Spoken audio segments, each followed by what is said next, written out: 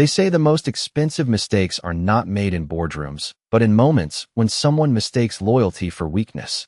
On a cool October evening in Manhattan, under the glow of crystal chandeliers worth more than most people's homes, Charlotte Brooks stepped out of a Blacktown car and into a room where power had a dress code.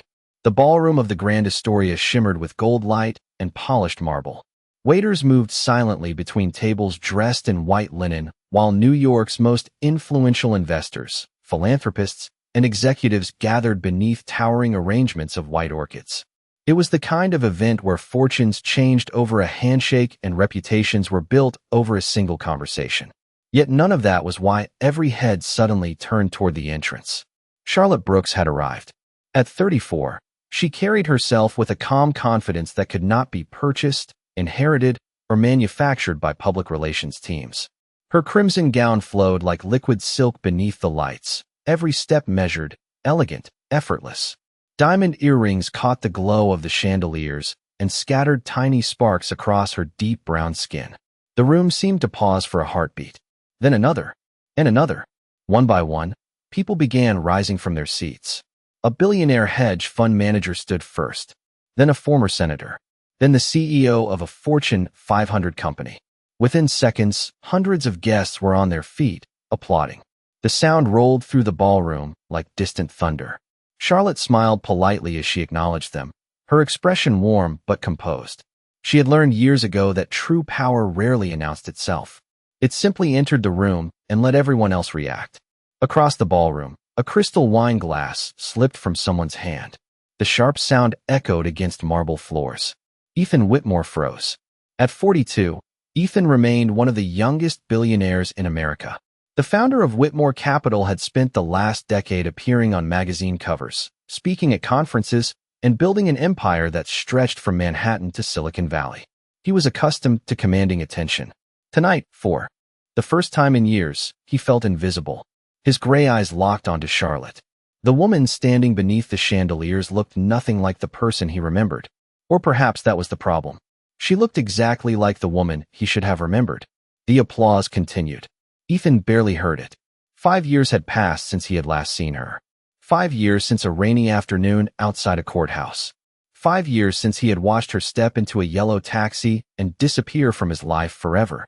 Around him, conversations buzzed with admiration. People spoke about Charlotte's educational technology company that had transformed schools across America. Others mentioned her appearance on Forbes' most influential leaders list. Some discussed the scholarship foundation she had created for young women pursuing careers in science and business. Every achievement landed like another stone in Ethan's chest. Because once upon a time, before the headlines and awards and standing ovations, she had simply been Charlotte, his wife. A server approached with a fresh glass of wine. Ethan waved it away. His attention never left the woman at the center of the room. Charlotte exchanged greetings with governors, entrepreneurs, and celebrities, yet somehow remained untouched by the performance of prestige surrounding her. She belonged there. More than that, she had become the reason many people had attended. Then, as if sensing his gaze, Charlotte turned. Their eyes met across the ballroom. The applause faded into silence inside Ethan's mind. For a brief second, neither moved. Charlotte offered a small, courteous smile. Not bitter, not angry, not wounded, just polite. The kind of smile reserved for someone who no longer held power over your heart. And in that single moment, Ethan Whitmore realized something terrifying. The woman he once left behind had become extraordinary. But the real tragedy was that she had always been extraordinary. He had simply been too blind to see it. And as the ballroom lights shimmered above them like distant stars, Ethan found himself dragged back toward the one rainy afternoon that had changed both of their lives forever. Rain fell in thin, silver lines across the courthouse steps, turning the granite plaza into a mirror of gray skies and broken promises. 5 years earlier, Charlotte Brooks stood beneath the stone columns of Manhattan Family Court with a leather folder pressed against her chest. Around her, people hurried through the afternoon storm, umbrellas opening like dark flowers against the wind. None of them noticed the woman whose entire future had just been rewritten by a signature. The courthouse doors swung open behind her. Attorneys exchanged handshakes. Assistants checked schedules. Life continued with ruthless efficiency. Charlotte remained still. A diamond wedding ring rested in her palm, catching the weak light before disappearing behind her fingers. 8 years of marriage had been reduced to 47 pages of legal language and a conversation that lasted less than 15 minutes. Across the curb, a black luxury sedan waited with its engine running. Ethan Whitmore emerged from the building moments later, his charcoal overcoat draped perfectly across broad shoulders, his expression calm and unreadable. Even in the rain, he looked like the cover of a business magazine. Success seemed to follow him like a shadow. For a brief second, Charlotte thought he might walk toward her. Perhaps he would offer a final goodbye. Perhaps he would remember the woman who had stood beside him when Whitmore Capital occupied a rented office no larger than a studio apartment. Instead, he glanced at his watch. His attorney said something. Ethan nodded. Then he stepped into the waiting car without looking back. The door closed softly. The sedan pulled away from the curb and disappeared into traffic. Charlotte watched until the taillights vanished among the sea of yellow cabs and blinking brake lights. Strange how the loudest heartbreaks often arrived in complete silence. She lowered her gaze to the ring in her hand. Once, Ethan had slipped it onto her finger beneath strings of golden lights overlooking the Hudson River. He had promised forever. At 26, she had believed him. At 29, she had defended him through 18-hour workdays and endless business trips. At 34, she finally understood that promises meant nothing without effort. The rain intensified. Water soaked the sleeves of her navy coat, but she barely noticed. Her phone vibrated. A message from her older sister appeared on the screen. "Are you okay?" Charlotte stared at the words for several seconds before typing a reply. Yes. The answer surprised even her. Because beneath the sadness, beneath the humiliation, beneath the ache of watching someone walk away so easily, there was something else. Relief. For months, she had been carrying a marriage that existed only on paper. She had exhausted herself trying to save a story that had already ended. Another gust of wind swept through the plaza. Charlotte closed her eyes and inhaled deeply. New York smelled of rain, concrete, and possibility. When she opened them again, a yellow taxi rolled toward the curb. The driver lowered his window. "Need a ride, ma'am?" Charlotte looked once more toward the avenue where Ethan had disappeared. Then she slipped the wedding ring into her pocket and stepped forward. "Yes," she said softly. "I do." Moments later, the taxi merged into Manhattan traffic. What no one knew, including Ethan Whitmore, was that Charlotte was not heading home. She was heading toward a decision that would change everything. The taxi moved through the rain-soaked streets of Manhattan while Charlotte stared silently through the window. Reflections of city lights drifted across the glass like fragments of another life. The driver asked no questions, and she was grateful for that. Some stories were too heavy for strangers. As the skyline blurred beyond the storm, her mind traveled back to the beginning, to a time when everything between her and Ethan Whitmore had seemed destined for forever. 8 years earlier, New York had looked different. Or perhaps she had. Back then, Charlotte was a rising financial analyst with a sharp mind, a warm smile, and a habit of believing the best about people.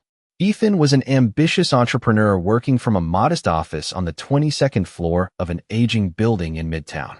Whitmore Capital was little more than an idea supported by determination and 18-hour workdays. They met at a charity fundraiser overlooking the Hudson River.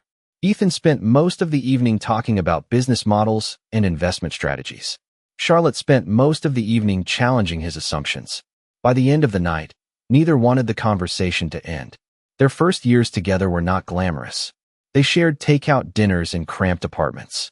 They celebrated small victories with cheap champagne from neighborhood grocery stores. On weekends, they walked through Central Park discussing dreams that seemed impossibly large. Ethan wanted to build a company that would change the financial world. Charlotte wanted to create opportunities for people who had never been given a fair chance. Together, they felt unstoppable. When Ethan proposed beneath strings of golden lights near the waterfront, Charlotte said yes before he finished asking the question. The ring was modest compared to what he would later be able to afford, but she treasured it because of what it represented. Faith, partnership, hope. As Whitmore Capital grew, so did their life. The small apartment became a luxury penthouse overlooking Manhattan. Business class flights became private terminals. Weekend dinners became charity galas and executive receptions. To outsiders, They looked like the perfect success story. Magazine photographers loved them. Investors admired them. Friends envied them. Yet somewhere along the way, success began changing the rhythm of their marriage. At first, the differences were subtle. Ethan missed dinner because of meetings. Then he missed vacations because of acquisitions. Eventually, he missed entire conversations because his attention was always somewhere else. Charlotte told herself it was temporary. She believed in sacrifice. She believed in supporting the person you loved. So she adapted. She attended events alone. She smiled through interviews. She defended Ethan whenever people questioned his priorities. But loneliness has a quiet way of growing. One evening, while standing beside floor-to-ceiling windows in their penthouse, Charlotte watched the city lights shimmer below. Ethan was only a few feet away, speaking into his phone about a merger. Nearly 40 minutes passed before he realized she had been standing there. The moment lasted only seconds, but it left a crack in something she could not repair. The years that followed brought greater wealth and greater distance. Ethan became a billionaire. Charlotte became an accessory to a story everyone admired but few truly understood. The warmth that once filled their homes slowly faded into routines, schedules, and carefully managed appearances. Yet even then, Charlotte never stopped believing they could find their way back to each other. What she did not realize was that while she was fighting for their marriage, Ethan had already begun drifting toward a future that did not include her. And the first sign of that future was about to walk through the doors of Whitmore Capital. Victoria Hale arrived at Whitmore Capital on a bright spring morning carrying a portfolio in one hand and confidence in the other. She was one of the most sought-after corporate attorneys in New York, known for negotiating impossible deals and winning clients with effortless charm. The financial press loved her. Investors trusted her. And within weeks of joining several high-profile projects with Whitmore Capital, Ethan seemed to value her opinion more than anyone else's. At first, Charlotte welcomed the friendship. She had no reason not to. Victoria was intelligent, polished, and always gracious in public. During charity galas and executive dinners, she spoke warmly with Charlotte and complimented her work with local education programs. Nothing appeared unusual. Nothing appeared threatening. Yet instincts rarely announce themselves with certainty. They arrive as whispers. Charlotte first noticed the change during a fundraising dinner at the Plaza Hotel. The ballroom glowed beneath crystal chandeliers while a string quartet played softly near the stage. Ethan and Victoria stood across the room discussing a business acquisition. There was nothing inappropriate about the conversation itself. In fact, dozens of executives surrounded them. But when Ethan laughed at something Victoria said, Charlotte realized she had not heard that particular laugh in months. It was spontaneous, genuine, familiar, the kind of laugh that used to belong to their marriage. She dismissed the thought immediately. Marriage required trust, and Charlotte had always trusted Ethan. Weeks turned into months. Business trips increased. Conference calls stretched late into the evening. Victoria's name appeared more frequently in conversations. Ethan mentioned her recommendations, her strategies, her insights. Individually, none of it seemed important. Together, they formed a pattern Charlotte could not ignore. One autumn evening, Charlotte hosted a dinner in their penthouse overlooking Central Park. The city sparkled beneath the windows while candles cast warm golden light across the dining table. She spent hours preparing Ethan's favorite meal despite knowing there was a chance he would cancel. At 7 o'clock, she checked her phone. No message. At 8 o'clock, the food had grown cold. At 9:15, Ethan finally arrived. His tie hung loose around his collar. Fatigue lined his face. Charlotte stood and greeted him with a smile. He apologized for being late and explained that a critical meeting had run longer than expected. Then his phone lit up. Victoria's name appeared on the screen. Ethan answered immediately. Charlotte sat alone at the table while he stepped onto the balcony to continue the conversation. The candles burned lower. The silence grew heavier. For the first time, she wondered whether she was competing with more than his career. Still, Charlotte chose patience. She believed difficult seasons eventually passed. She believed people could find their way back to one another. What she did not know was that Ethan had already begun sharing parts of himself with someone else. Not promises, not declarations. Something quieter and, in many ways, more dangerous. Attention, trust, presence. The things that slowly disappear before a relationship breaks. Months later, during a charity gala hosted by one of New York's largest foundations, Charlotte entered the ballroom and spotted Ethan near the stage. Victoria stood beside him. Neither noticed her immediately. They appeared completely absorbed in conversation. Then Ethan looked up. For a brief moment, guilt flashed across his face before vanishing behind a practiced smile. It lasted less than a second. But sometimes a single second is enough to change everything. Charlotte smiled back politely. Yet deep inside, a cold certainty settled into place. She could not prove anything. She had no dramatic evidence. No scandal. No public betrayal. Only the painful realization that the distance between herself and Ethan was no longer measured in miles, meetings, or business obligations. It was measured by another person standing quietly between them. And every day, that distance was growing wider. Winter arrived early that year. Manhattan's skyline stood beneath pale skies while cold winds swept between glass towers and crowded avenues. Inside the Whitmore penthouse, silence had become a permanent resident. Charlotte felt it in the empty dining room, in the untouched coffee cups, in the spaces where conversations used to live. The distance she had sensed for months was no longer subtle. It had become impossible to ignore. Ethan spent more nights away from home than at home. Board meetings stretched longer. Business trips multiplied. Every explanation sounded reasonable on its own. Together, they formed a wall she could no longer climb. One evening, Charlotte stood beside the floor-to-ceiling windows overlooking Central Park. Snow drifted through the city lights like scattered pieces of paper. Ethan entered the apartment shortly after 10 o'clock. He looked exhausted. His overcoat carried traces of winter air. For a moment, Charlotte saw the man she had fallen in love with years earlier. She wanted to believe they could still find their way back. "Can we talk?" she asked quietly. Ethan loosened his tie without meeting her eyes. "I have an early meeting tomorrow." "That is what you said yesterday." The words hung between them. Neither raised their voice. Neither needed to. Ethan finally looked at her. Something had changed in his expression. Not anger. Not guilt. Something colder. Detachment. Charlotte felt her heart tighten. "Are you happy?" she asked. Ethan stared toward the city beyond the glass. Seconds passed before he answered. "I do not know anymore." The honesty hurt more than a lie ever could. Days later, the answer arrived. Not through a dramatic confrontation. Not through a public scandal. Through paperwork. A cream-colored envelope rested on the marble kitchen island one morning. Charlotte recognized the law firm's name immediately. Her fingers trembled slightly as she opened it. Divorce petition. The words blurred for a moment before coming back into focus. 8 years of marriage reduced to legal paragraphs and signature lines. She sat at the island for nearly an hour. Outside, New York moved forward without noticing that an entire world had just collapsed inside a penthouse overlooking the city. When Ethan returned that evening, he found the documents neatly arranged on the dining table. Charlotte sat waiting beside them. The room glowed with soft golden light. Their wedding photograph rested on a nearby shelf. Neither mentioned it. Ethan removed his coat and took a seat across from her. For a long moment, neither spoke. Finally, Charlotte broke the silence. "Is this what you want?" Ethan looked down at the papers. "Yes." One word. Clean. Precise. Final. Charlotte nodded slowly. She had expected tears, anger, explanations. Instead, she felt strangely calm. Sometimes heartbreak becomes so large that emotion simply runs out of places to go. "Does she make you happier?" Ethan understood immediately who she meant.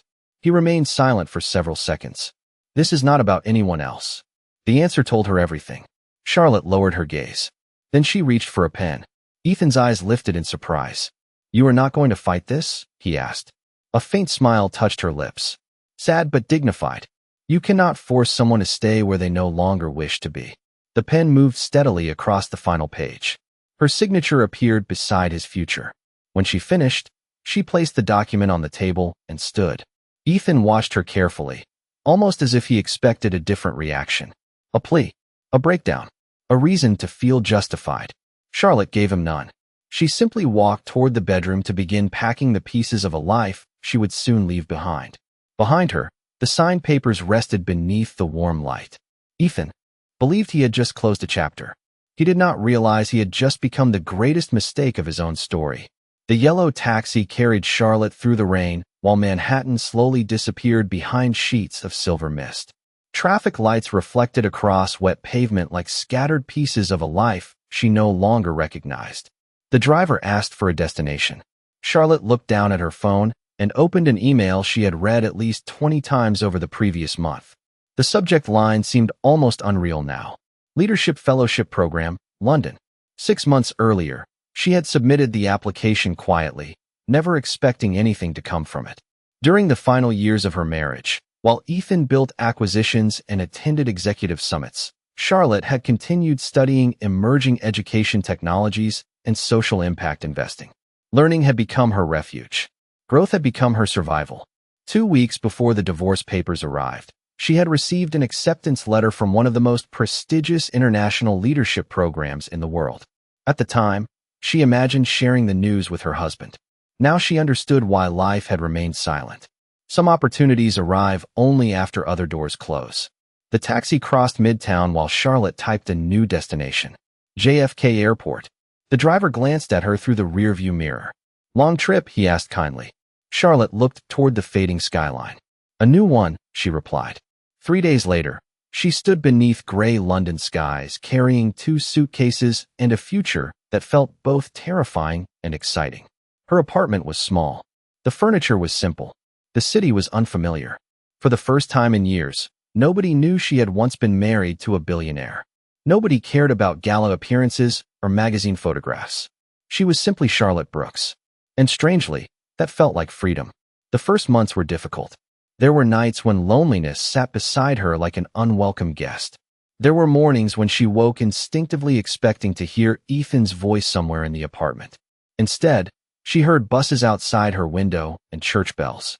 Drifting through cool morning air. Little by little, the memories lost their power. She poured her energy into learning. She studied educational innovation, leadership strategy, and emerging technologies that could expand opportunities for underserved communities. Professors noticed her insight. Investors noticed her vision. Entrepreneurs noticed her determination. While others discussed profits, Charlotte talked about impact. While others focused on market share, she focused on access. People listened. By the end of the fellowship, one mentor offered her a position with a growing education technology company. Another introduced her to venture capital partners interested in funding new ideas. For the first time in years, every door seemed to open at once. Charlotte worked harder than she ever had before. Long days became longer nights. She traveled across Europe meeting educators, developers, and nonprofit leaders. She built relationships. She built expertise. Most importantly, she rebuilt herself. One evening, nearly 2 years after leaving New York, Charlotte stood on a rooftop overlooking the Thames River. The city glowed beneath thousands of lights. Her phone buzzed with a notification from a financial news outlet. Whitmore Capital announces record quarter. Ethan's photograph appeared beside the headline. Charlotte studied the image for a moment. Then she quietly locked the screen and slipped the phone back into her coat pocket. There was no anger left. No bitterness. Only distance. The kind created when someone becomes part of your history instead of your future. The wind carried cool air across the river as Charlotte smiled toward the skyline. 5 years earlier, a man had believed he was removing her from his life. What he never understood was that the moment she stepped into that taxi, she had not lost her future. She had finally found it. 5 years passed faster than anyone expected. What began as a fellowship project in London evolved into something far larger than Charlotte had ever imagined. The idea was simple at first.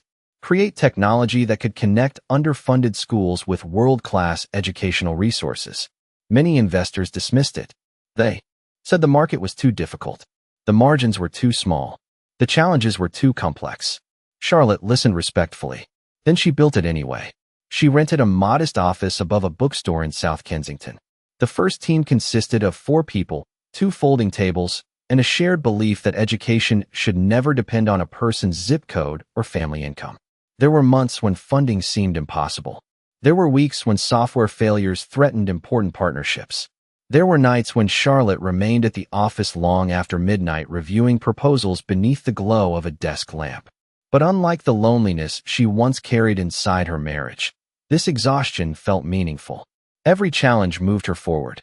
Every setback taught her something new. The company expanded steadily. Schools joined the platform. Districts adopted the technology. International organizations began taking notice. By the 3rd year, Investors who once rejected her ideas were requesting meetings. By the fourth year, educational leaders across Europe and North America were calling her one of the most innovative voices in the industry. Yet the achievement Charlotte valued most had nothing to do with revenue. Every quarter, she reviewed letters from students whose lives had changed because opportunities finally reached them. Some dreamed of becoming doctors. Others wanted to become engineers, teachers, scientists, and entrepreneurs. Their stories reminded her why she started. Success was not about proving someone wrong. It was about helping others believe they could be right about themselves. One spring morning, Charlotte stood inside a television studio overlooking the River Thames. Bright lights illuminated the set while cameras prepared for a live interview. The host introduced her as the founder and chief executive officer of Elevate Learning Technologies, a company now valued at more than $2 billion. The audience applauded. Charlotte smiled politely. Headlines would later focus on the valuation. Investors would discuss growth projections. Reporters would analyze market trends. Few understood the real story. The company had not been built from ambition alone. It had been built from resilience, from choosing growth over bitterness, from refusing to let heartbreak define an entire future. That same afternoon, an assistant entered her office carrying a silver envelope embossed with elegant lettering. Inside was an invitation to one of New York's most prestigious charity galas. The event would bring together influential leaders from finance, technology, education, and philanthropy. Charlotte studied the invitation quietly. 5 years earlier, receiving such an invitation would have reminded her of another life. Now it simply felt like another opportunity to support causes she believed in. Still, one detail caught her attention. Several major sponsors were listed near the bottom of the page. Among them was Whitmore Capital. For a moment, memories drifted through her mind like distant echoes. The courthouse, the rain, the yellow taxi. Then the feeling passed. She placed the invitation on her desk and returned to work. Across the Atlantic, Ethan Whitmore sat alone in a conference room overlooking Manhattan. Whitmore Capital remained successful, but the years had not unfolded exactly as planned. Victoria Hale had eventually accepted a partnership position at another firm in California. Their relationship had faded beneath competing ambitions and separate priorities. Professional victories continued to arrive. Personal fulfillment did not. Sometimes, late at night, Ethan found himself staring through office windows at the city lights below. He rarely admitted it, even to himself, but certain silences still followed him. Silences shaped like missed conversations. Missed chances, missed understanding. Neither he nor Charlotte knew it yet, but after 5 years moving in opposite directions, their paths were about to cross again beneath the brightest lights New York had to offer. The Grand Astoria glittered beneath thousands of crystal lights as New York's elite filled the ballroom with quiet conversations and measured laughter. Champagne glasses reflected gold across polished marble floors, while a live orchestra played softly beneath the vaulted ceiling. 5 years earlier, Charlotte had left this city, carrying heartbreak inside a yellow taxi. Tonight, she returned carrying something far more powerful: purpose. As she moved through the crowd, leaders from technology, education, and philanthropy stepped forward to greet her. Governors shook her hand. University presidents thanked her for supporting scholarship programs. Young entrepreneurs asked for photographs and advice. Charlotte welcomed each conversation with the same grace she had developed over years of growth. Success had expanded her influence, but it had not changed her character. Across the ballroom, Ethan watched everything unfold. Every smile directed toward Charlotte felt like evidence he had failed to understand the woman standing before him. He remembered the young analyst who once celebrated takeout dinners and shared dreams beneath city lights. Somehow, while he was busy measuring profit margins and acquisitions, she had become one of the most respected voices in education and innovation. The realization settled heavily in his chest. He had spent years believing she needed him. Looking around the room now, he understood the truth. She never had. A voice from the stage interrupted his thoughts. The evening's host approached the podium and welcomed the guests. After several introductions, the host smiled toward Charlotte. Tonight's keynote speaker has transformed educational access for millions of students around the world. Please join me in welcoming Charlotte Brooks. Applause filled the ballroom. Charlotte rose gracefully and made her way toward the stage. Her crimson gown seemed to catch the light with every step. Ethan remembered another red dress years ago, worn during happier days when they still believed the future belonged to them. The memory arrived unexpectedly and refused to leave. Charlotte stood behind the podium and looked across the audience. Her voice was calm, warm, and confident. She spoke about opportunity, about resilience, about students who only needed someone to believe in them. She never mentioned her personal struggles. She never mentioned divorce, disappointment, or loss. Instead, she spoke about growth, about choosing hope when bitterness feels easier, about building something meaningful from life's unexpected turns. The audience listened in complete silence. Some took notes. Others nodded thoughtfully. By the time she finished, many guests were on their feet. The standing ovation seemed endless. Ethan joined the applause, though his hands felt strangely heavy, because every word she spoke revealed a truth he had avoided for years. Charlotte had not become remarkable after leaving him. She had always been remarkable. He simply failed to see it when it mattered most. Later that evening, guests gathered around Charlotte near the ballroom terrace. Laughter drifted through the air while camera flashes captured the celebration. Ethan remained at a distance for several minutes before finally gathering the courage to approach. The city skyline shimmered beyond the windows like scattered diamonds against the night sky. Charlotte noticed him before he reached her. Their eyes met. 5 years of history passed silently between them. Ethan stopped a few feet away. For the first time in a very long time, the billionaire who could negotiate billion-dollar deals found himself searching for words. Charlotte waited patiently, calm, composed, untouchable. And in that moment, Ethan understood something that no financial report could quantify. Losing money could be recovered. Losing opportunities could sometimes be repaired. But some people only walk into your life once. And if you fail to value them when they stand beside you, no amount of success can bring that moment back.